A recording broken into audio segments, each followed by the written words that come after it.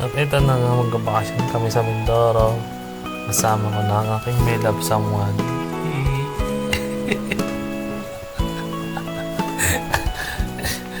Nakasakay na kami sa barko. Ilang oras ba? 3 oras ang biyahe sa Mindoro.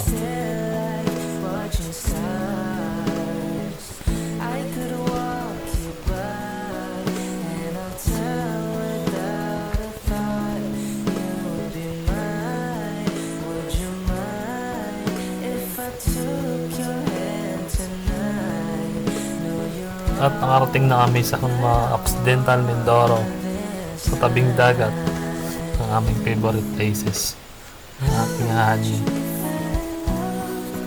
honey curry.